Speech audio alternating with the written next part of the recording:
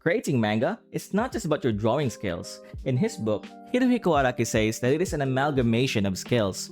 It is the coming together of everything there is to do with art to create a story in the most artistic way. And today, we will be exploring one of the most overlooked art form, and that is paneling. And paneling can separate a good mangaka from a great one. Before we start, this is my artwork, and I work as an artist for other authors. If you want to learn from me, I post videos like this a couple times a month, and a like and subscribe would go a very long way, and it's much appreciated. Okay, so first, I think it's important for us to break down the anatomy of a manga page. This is a page I did for my manga, and let's just get rid of the content for now. Now, we can focus more on just the bare page without the drawings. In this page, you can clearly see that we have the panels. They are the frames that you use to put your story in. And in between those are the gutters, the sections you use to separate the panels from each other. A quick tip while I'm on the subject of gutters: horizontal gutters are thicker than vertical ones. This is because it represents a break in a sequence. This is where your eyes resets itself to jump to another layer or tier on the page. You got to be mindful of that.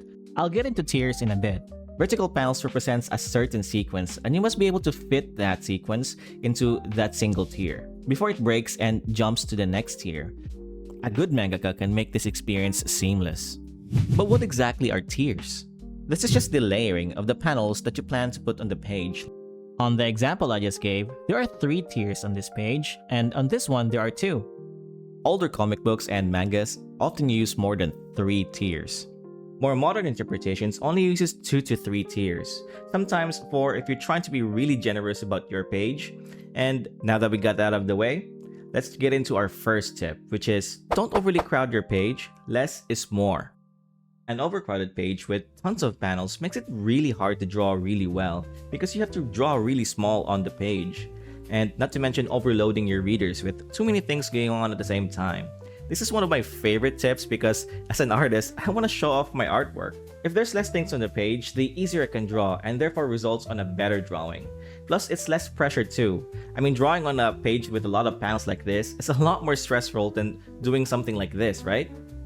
You tell me. What I like to do is, on my storyboard, I plan for a hierarchy and I start with my money shot, quote unquote, the panel where I put more artistic effort in it.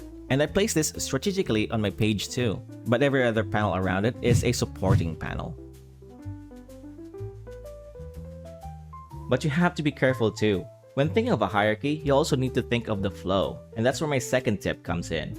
The flow of the panels of the page. Master mangakas makes your reading experience a lot easier by subconsciously guiding your eyes where to go. I'll use the same example before. Now let's place the content back in. Okay, this might be a lot to look at, so let's start with the simplest detail, the dialogue. I place the dialogue and the sound effects, if there's any, where I can lead your eyes from panel to panel. I also like to use the artwork to guide your eyes. I like using the head as a focal point for your eyes to jump from panel to panel.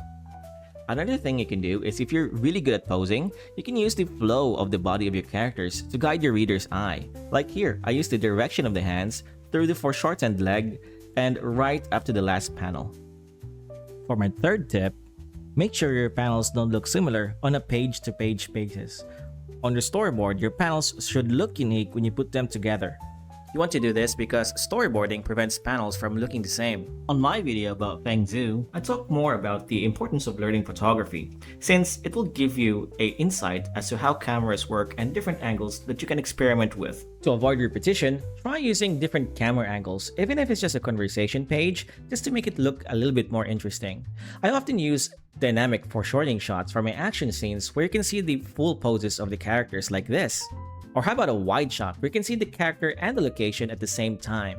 I often like to see my panels just speak for itself, no need for dialogue. Dynamic positioning. There are levels to this, but I'll start with the simplest one. For me, I don't level my panels the same way, even if they're right next to each other. This to me makes it look a little bit more dynamic.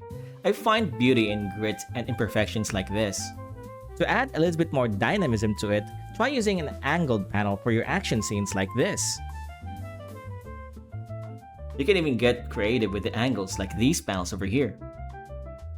Or how about instead of your typical horizontal layout, try a vertical one. I usually like to add that when there's some sort of motion on the page that's either going up or down. For example, in this scene, this character is falling downwards, so I use a vertical layout to enhance that idea. The shape of your panel is very important too. On my last video about Kamome Shirahama, we talk about how you can take your paneling to the next level. You can make your panels look more unique by combining the shape of your panel with the context of the scene. Try using a window as a panel, or shape it like a prison cell like this, or how about a picture frame? I often like to do that when I'm trying to introduce a character or a place. Also, you can try a ragged shaped panel like this if the moment is very intense. I also experimented with a diamond shaped panel here. Or how about a circle? Just like how Shirahama Sensei did it with this page. The possibilities with this is endless. Add outside elements or overlays. Sometimes I like to overlay my characters outside of the panels and add outside elements that's related to the content of the scene. It just adds a little bit more uniqueness to it, and it adds more importance to that specific panel.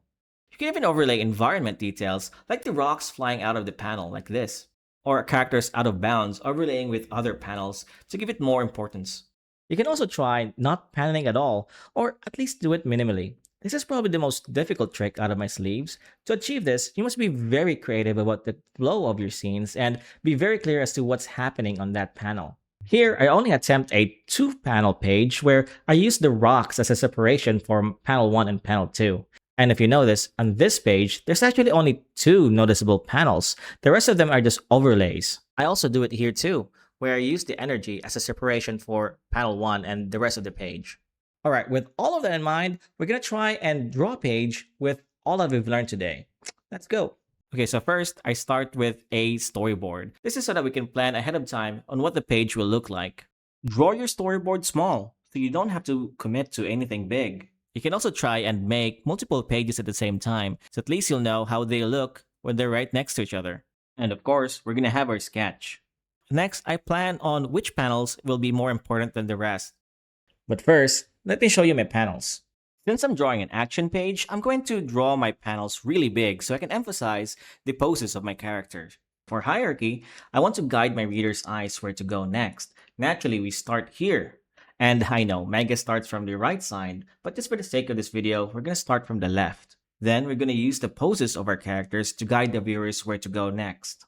Not just the poses, but the dialogue should also play a part in this too. I position my dialogue in a way so it naturally goes from one bubble to the next. And if you notice, some of these panels are out of bounds just to give it more interest. Panel 2 and panel 4 are not paneled at all, they're just sitting there in empty space. But you gotta be careful with putting your characters out of bounds since the printing process can cut a lot of details here. I usually use Clip Studio Paint to help me with my margins when I'm trying to get my files print ready. Paneling is an art form in and of itself, and don't ever underestimate its importance. This wouldn't be a Jingo Studios video without a montage. Let's go!